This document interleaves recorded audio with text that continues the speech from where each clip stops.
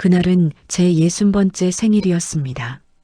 거창한 잔치를 바란 건 아니었어요. 그저 남편과 뜨끈한 국밥 한 그릇 먹으며 고생했다. 그 한마디면 좋겠습니다. 남편은 식탁 끝에 앉아 젓가락질만 까닥거렸습니다. 눈길 한 번 주지 않더군요. 우리는 벌써 몇 년째 이런 모호한 관계로 지내왔습니다. 싸우지도 않지만 그렇다고 다정한 말 한마디 오가지 않는 사이. 공기처럼 무색무취한 30해의 결혼 생활이었습니다. 당신 할 말 없어요? 내가 먼저 물었습니다. 남편은 입가에 묻은 국물을 닦더니 무심하게 대답하더군요. 이제 우리 할 만큼 하지 않았나? 애들도 다 컸고. 그게 시작이었습니다. 남편은 기다렸다는 듯이 서류 한 장을 내밀었습니다. 이혼 서류였죠. 내 가슴이 철렁 내려앉는 걸 아는지 모르는지 남편은 시계만 보며 서둘러 외출 채비를 했습니다. 재산은 내가 퇴직금 조금 챙겨줄 테니 그걸로 작은 빌라라도 얻어나가. 나도 이제 내 인생 좀 살아야겠다. 너무 담담해서 눈물조차 나오지 않았습니다. 30년을 파출부 일이며 식당 일이며 마다치 않고 뒷바라지했는데 남편의 은퇴와 함께 나에게 돌아온 건 유효기간 만료 통보였습니다. 거실에 홀로 앉아 있으니 집안 구석구석이 낯설게 보였습니다. 남편이 닦아놓은 구두, 잘 다려진 셔츠, 그 모든 게 나를 비웃는 것 같았죠. 하지만 그때는 몰랐습니다. 이 허무함 뒤에 어떤 잔혹한 진실이 숨겨져 있는지, 그리고 남편이 10년 전부터 이날을 위해 무엇을 준비해 왔는지 말입니다. 사연 시작 전 구독과 좋아요 부탁드리고 지금 어디서 듣고 계신지 댓글로 남겨주시면 행복한 기운이 그곳으로 전해지도록 마음쓰겠습니다. 그럼 오늘의 이야기 시작하겠습니다. 사람들은 말하더군요. 애들 다 키우고 은퇴까지 시켰으면 이제 팔자 피는 일만 남았다고요. 하지만 제 지난 30년은 나를 지우고 그 사람의 그림자로 살았던 시간뿐이었습니다. 남편은 유독 자존심이 세고 깐깐한 사람이었습니다.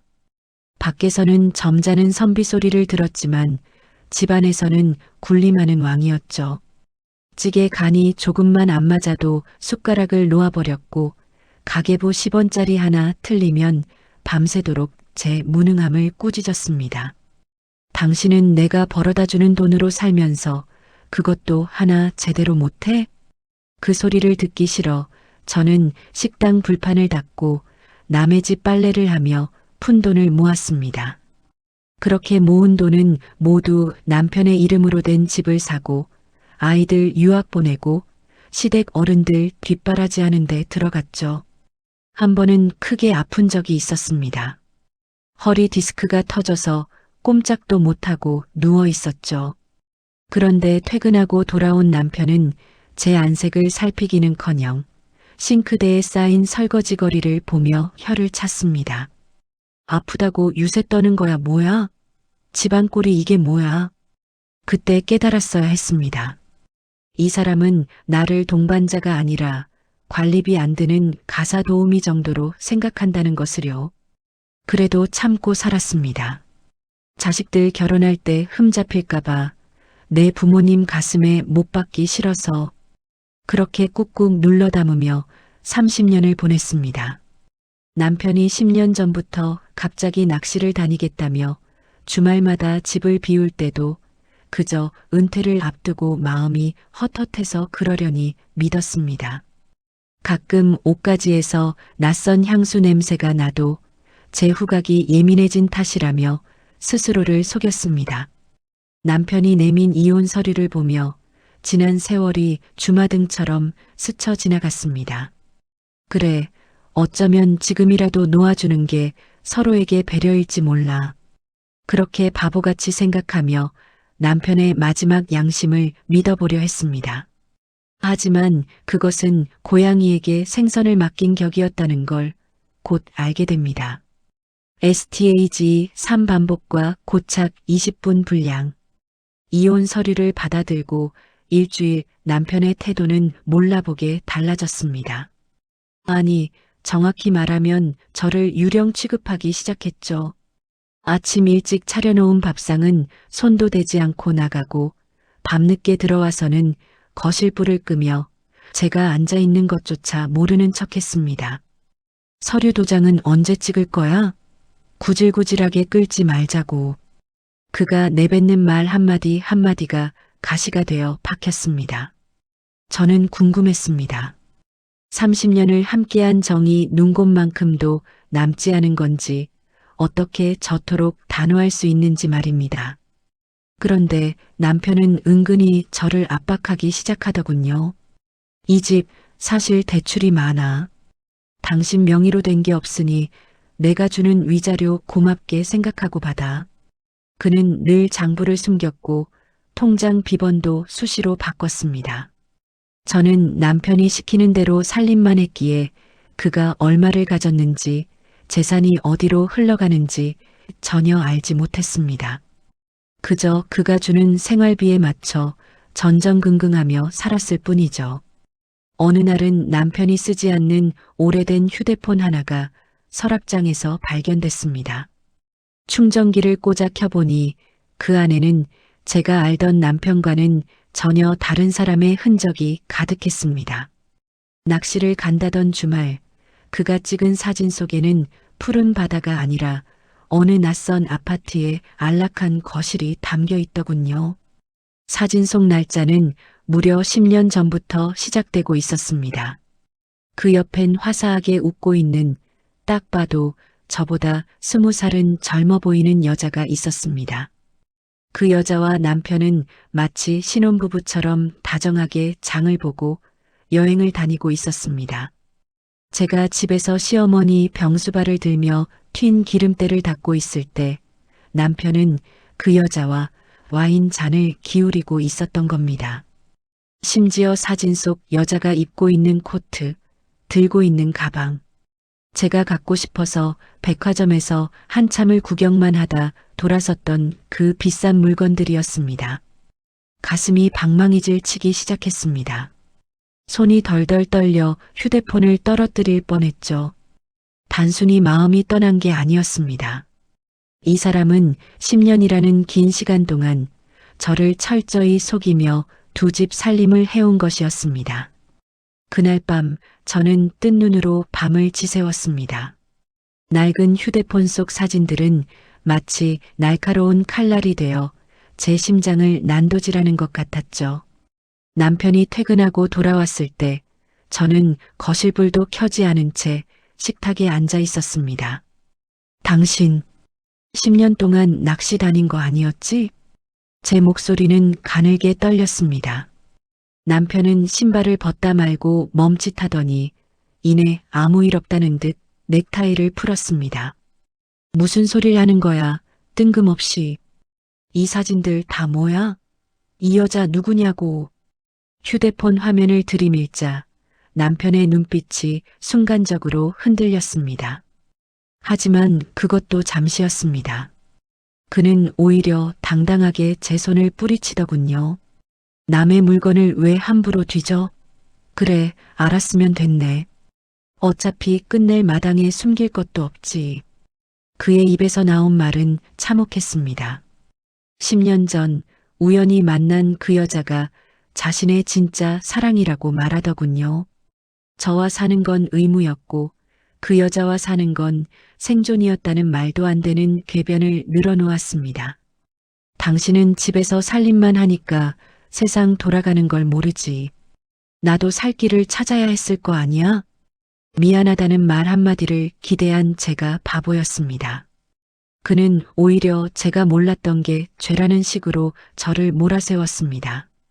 제가 분노를 참지 못하고 그 여자의 연락처를 묻자 남편은 제 어깨를 거칠게 밀치며 경고했습니다.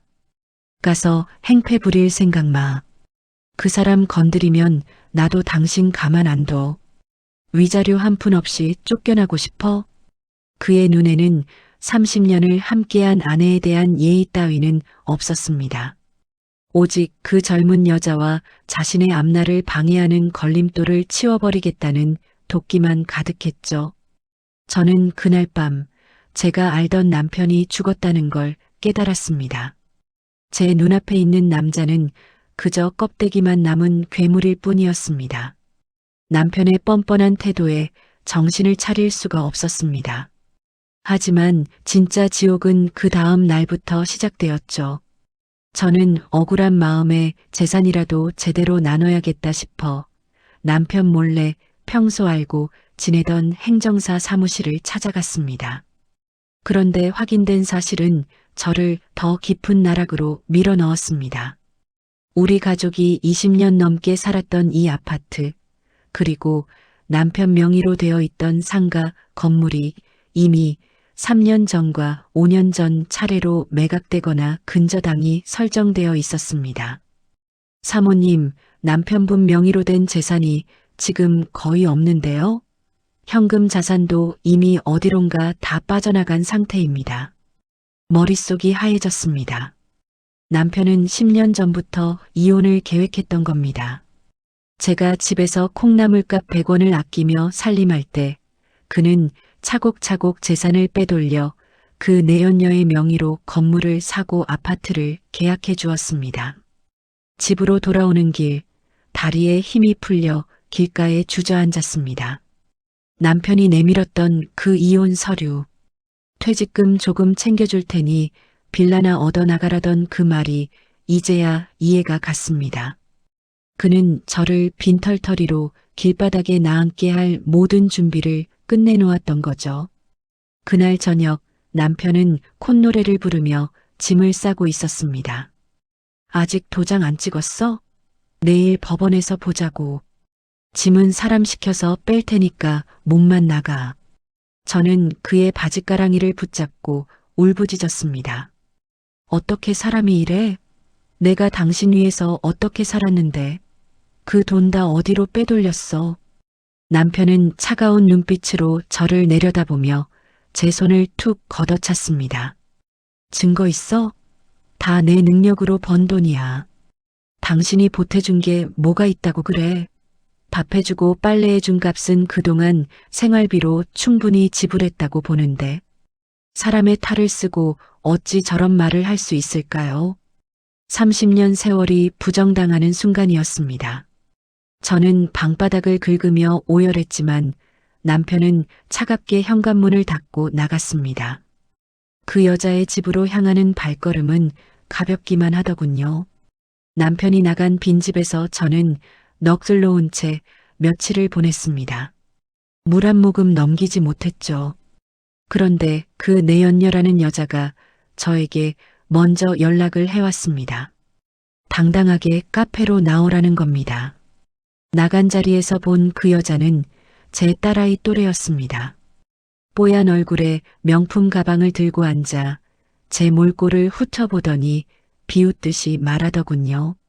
아줌마, 이제 그만 놓아주세요. 오빠가 아줌마랑 살면서 얼마나 숨막혀 했는지 알아요? 재산? 그거 다 오빠가 나 사랑해서 준 선물이에요. 법대로 해도 못 찾아와요. 이미 다 제 이름으로 되어 있거든요. 오빠라니요. 환갑이 다 된 남편을 오빠라 부르며 제 앞에서 승리자의 미소를 짓는 그 여자를 보니 피가 거꾸로 솟았습니다. 참다 못해 물컵을 끼얹으려 했지만 그 여자는 재빨리 제 팔목을 낚아채더니 속삭였습니다. 곱게 나갈 때 위자료라도 챙기지 왜 일을 크게 만들어요? 오빠가 아줌마 정신병자로 몰아서 이혼하려고 진단서까지 준비 중이라던데. 조심해요. 그때 깨달았습니다. 남편은 저를 단순한 이혼 상대가 아니라 사회적으로 매장해야 할 적으로 보고 있었다는 사실을요. 터덜터덜 집으로 돌아오는 길, 대문에 붙어있는 강제 퇴거 예고장을 발견했습니다. 집주인이 바뀌었으니 보름 안에 집을 비우라는 통보였습니다. 알고 보니 남편이 이미 이 집까지 그 여자 명의의 법인으로 넘겨버린 상태였던 겁니다. 저는 길바닥에 주저앉아 통곡했습니다. 하나님, 제가 무슨 죄를 지었길래 저런 악마들에게 제 평생을 뺏겨야 합니까? 그때 제 휴대폰이 울렸습니다. 지방에서 직장 생활을 하느라 바빴던 외딸, 지혜였습니다. 엄마, 목소리가 왜 그래? 무슨 일 있어? 딸의 목소리를 듣는 순간 참았던 설움이 터져 나왔습니다. 저는 차마 말하지 못했던 남편의 외도와 재산 탈취, 그리고 길바닥에 나앉게 된 상황을 울며 불며 다 쏟아내고 말았습니다. 한참을 듣던 딸의 목소리가 전과는 다르게 차갑게 가라앉더군요. 엄마, 걱정하지 마. 내가 오늘 저녁에 사위랑 같이 갈게. 아빠한테는 아무 말도 하지 말고 기다려. 그날 저녁 딸 지혜가 사위와 함께 들이닥쳤습니다. 평소 무뚝뚝하지만 성실한 회사원인 줄만 알았던 사위 김서방은 평소와는 분위기가 달랐습니다. 늘 정중하게 허리를 굽히던 사람이 오늘은 어깨를 펴고 눈빛부터가 서늘하더군요. 장모님, 그동안 고생 많으셨습니다. 이제 저희가 왔으니 걱정 마세요. 사위는 거실에 앉아 어디론가 전화를 걸었습니다. 야, 어르신 댁에 가서 그 물건들 다 챙겨와. 그리고 그 여자 아파트 밑에서 대기하고. 전화기 너머로 예, 형님. 하는 굵직한 목소리들이 새어나왔습니다. 저는 깜짝 놀라 딸을 쳐다봤죠. 지혜는 제 손을 꼭 잡으며 낮게 속삭였습니다. 엄마, 사실 김서방. 평범한 회사원 아니야. 건설 쪽 큰일 맡아서 하는 사람인데 밑에 따르는 동생들이 좀 많아. 엄마 걱정할까봐 비밀로 했던 거야. 잠시 후 남편이 내연녀와 함께 짐을 챙기러 당당하게 집으로 들어왔습니다. 남편은 사위가 있는 걸 보고는 짐짓 엄한 척 소리를 쳤습니다. 자네가 여기 웬일인가? 이건 집안 어른들 문제니 자네는 빠지게. 그런데 사위가 자리에서 일어나 남편에게 다가갔습니다. 평소보다 한 뼘은 더 커 보이는 사위의 그림자가 남편을 압도했죠. 사위는 품에서 두꺼운 서류 뭉치를 꺼내 남편의 가슴팍에 툭 던졌습니다. 장인어른, 아니 강 선생님. 10년 동안 재산 빼돌리느라 고생하셨더군요. 그런데 어쩌죠?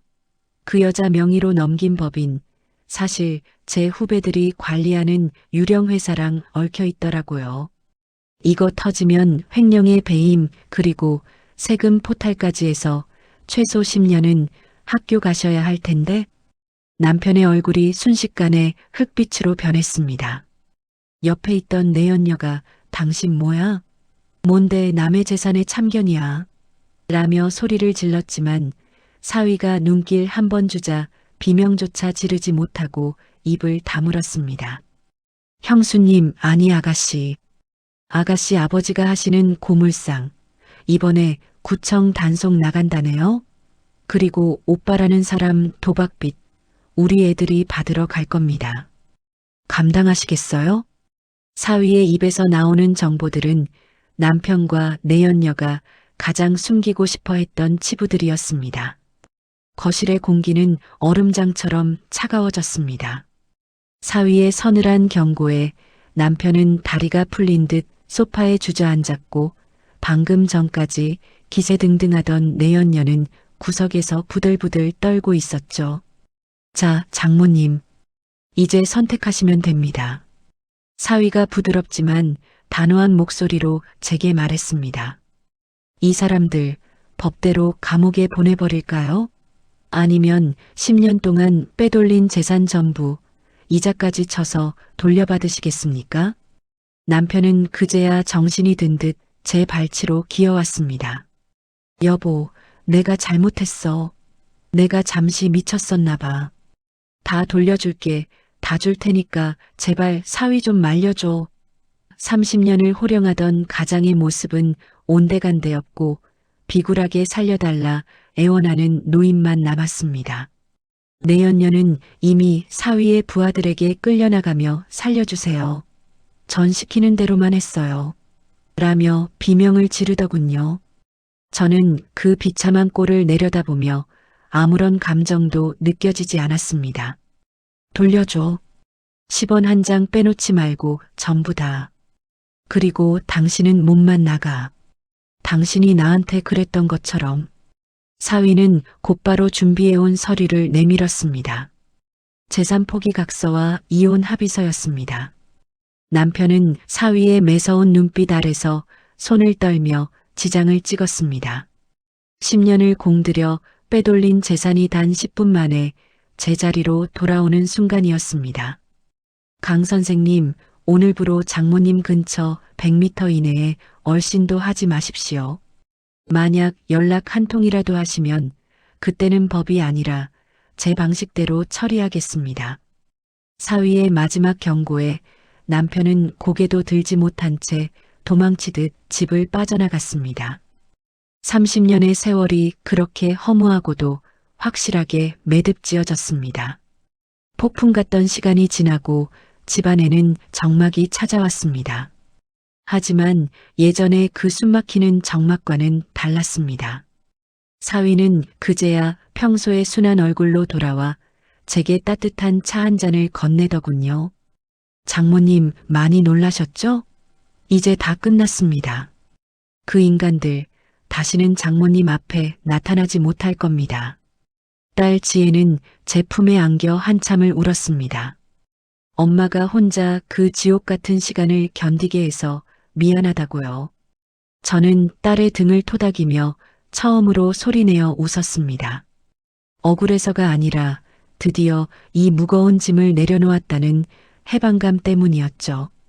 다음 날 저는 가장 먼저 남편의 흔적을 지웠습니다. 그가 아끼던 서재 책상, 옷가지, 낚시 도구들을 모두 폐기물 트럭에 실어보냈습니다. 텅 빈 방을 보니 속이 다 시원하더군요. 10년 동안 남편이 제 눈을 가리고 저를 기만했지만 결국 진실은 승리했고 저는 제 삶을 되찾았습니다. 되찾은 재산으로 저는 작은 꽃집을 열 계획입니다. 남을 위해 밥을 차리고 빨래를 하던 손으로 이제는 저를 위해 꽃을 가꾸며 살려고 합니다. 환갑이라는 나이가 늦었다고 생각했는데 막상 시작해보니 인생의 이막을 시작하기에 가장 완벽한 나이더군요. 어느 날 저녁 길을 가다 우연히 초라한 행색으로 공원 벤치에 앉아있는 남편을 보았습니다. 내 연녀에게도 버림받고 재산도 잃은 채 혼자 컵라면을 먹고 있더군요. 예전 같으면 가슴이 아팠겠지만 저는 그냥 못 본 척 지나쳤습니다. 제 인생에서 그는 이제 아무것도 아니니까요. 내 인생의 봄은 이제부터다. 거울 속에 제 자신에게 말해줍니다. 30년의 인내 끝에 얻은 이 평화가 얼마나 값진 것인지 이제는 압니다. 저는 더 이상 누구의 아내도 누구의 희생양도 아닌 오직 저 자신으로 살아갈 것입니다. 때로는 인생의 끝이라 생각했던 순간이 사실은 새로운 시작일 수 있습니다. 여러분은 어떤 순간에 다시 일어설 수 있는 힘을 얻으셨나요? 댓글로 여러분의 이야기를 들려주세요.